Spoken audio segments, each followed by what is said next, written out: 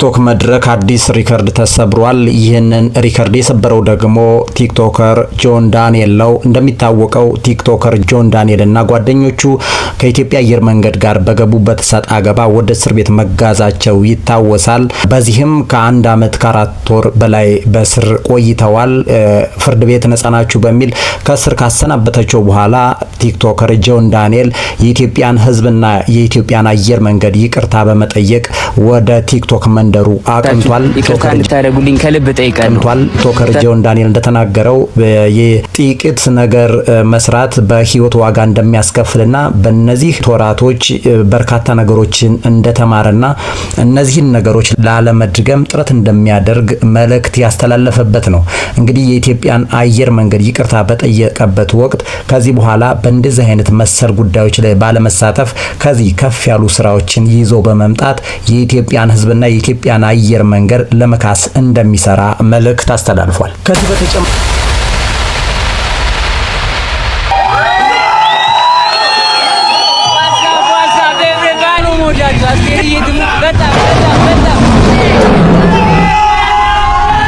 ከዚህ በተጨማሪ ቲክቶከር ጆን ዳንኤልን እንኳን ደህና መጣህ ለማለት በተዘጋጀው በቲክቶክ ቀጥታ ስርጭት ላይ ከ140 ሺህ በላይ ተከታዮቹ በቀጥታ ተከታትለውታል።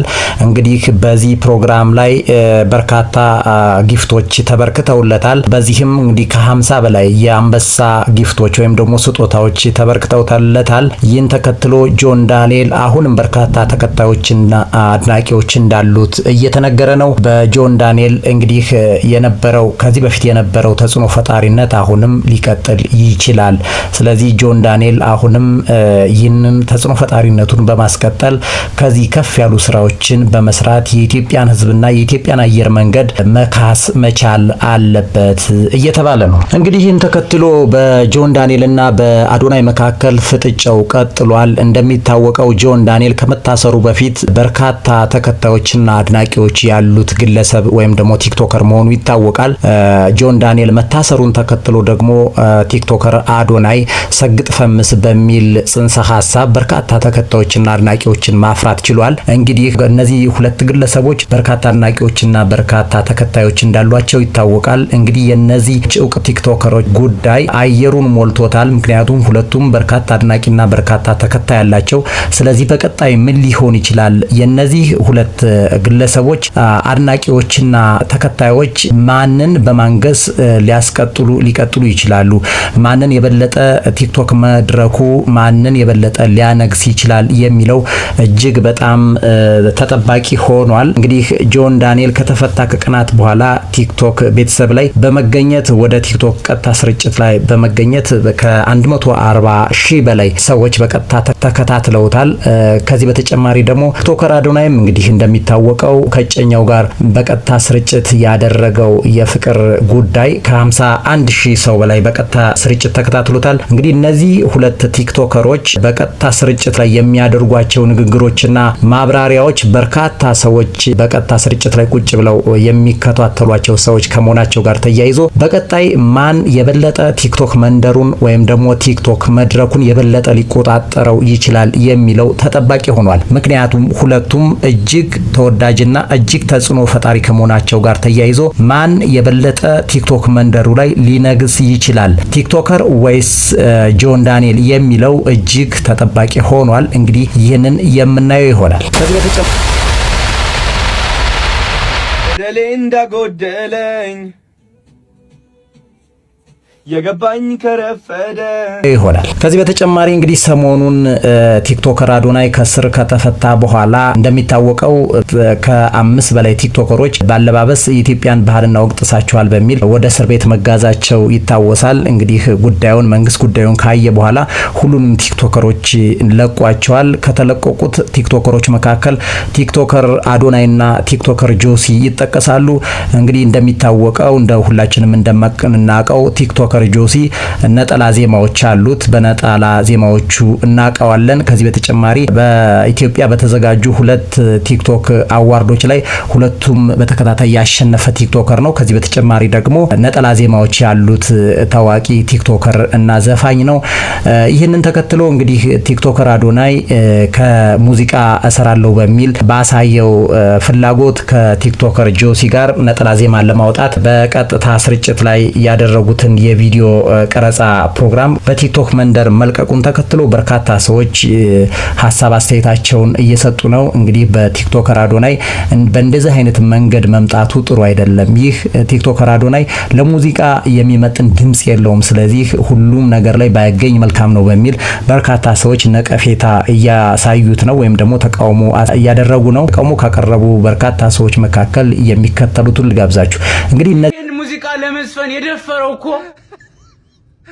ግን ለምንድን ነው የገባኝ ከረፈደ ባትዘፈን ይሻላል መብቱ ነው።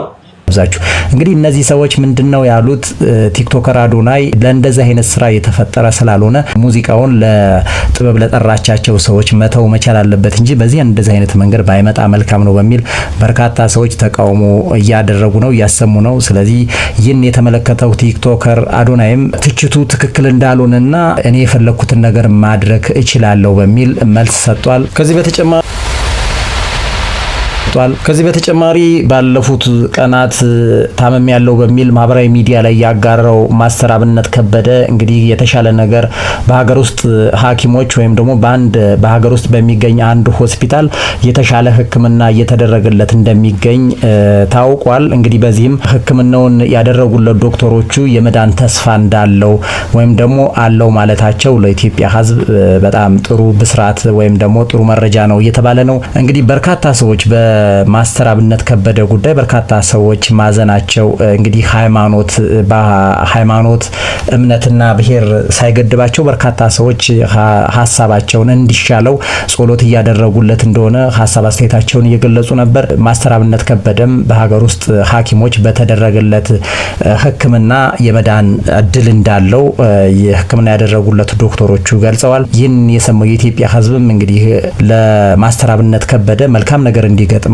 ሐሳብ አስተያየቱን እያጋሩ ነው። ማስተር አብነት እንዲሻለውም ፈጣሪው እንዲምረው ጸሎት እያደረጉ እንደሆነ በርካቶች ሐሳብ አስተያየታቸውን እያስጋሩ ነው። ሌላው መረጃ I'm crying right now. I mean, this means a lot to me. For Ethiopia, can you please give a shout out to Ethiopia? We did it! ሌላው መረጃ ደግሞ ሰሞኑን በታንዛኒያ በተደረገው ውድድር ላይ ድምፃዊት ቬሮኒካ ዳነ ማሸነፏ እየተነገረ ነው። እንግዲህ ይህንን ማሸነፏን ተከትሎ በርካታ ሰዎች እንኳን ደስ ያለሽ መልእክት እያስተላለፉላት ነው። በታንዛኒያ ውድድሩን ካሸነፈች በኋላ በርካታ ታዋቂ ሰዎች አባቷን ጨምሮ በኢትዮጵያ አየር መንገድ ደማቅ አቀባበል አድርገውላታል። በዚህም የተለያዩ ስጦታዎችን ተሰጥተዋታል። ከተሰጧት ስጦታዎች መካከል የእመቤታችን የቅድስት ድንግል ማርያም ስዕል አድኖ ሲሰጣት እንግዲህ በጣም እጅግ ደስ ብሏታል።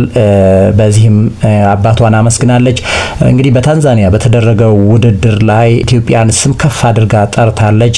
ኢትዮጵያ ስትል ነበር። በዚህ ውድድር ላይ ኢትዮጵያን ስም ከመጥራቷ ባሻገር የፈጣሪዋንና የእመቤታችን ቅድስት ድንግል ማርያምን ስም ከፍ አድርጋ ጠርታለች፣ አመስግናለች። ለዚህ ሁሉ ክብር ያደረሱኝ እነሱ ናቸው፣ ክብር ለነርሱ ይሁን፣ ክብሩንም እነርሱ ይውሰዱ በሚል ስማቸውን ከፍ አድርጋ ፈጣሪዋን እመቤታችን ቅድስት ድንግል ማርያምን ከፍ አድርጋ ጠርታለች። እንግዲህ በዚህም ደስታ እንደተሰማትና ኢትዮጵያና የኤርትራን ሕዝብ እንዳመሰገነች እየተነገረ ነው።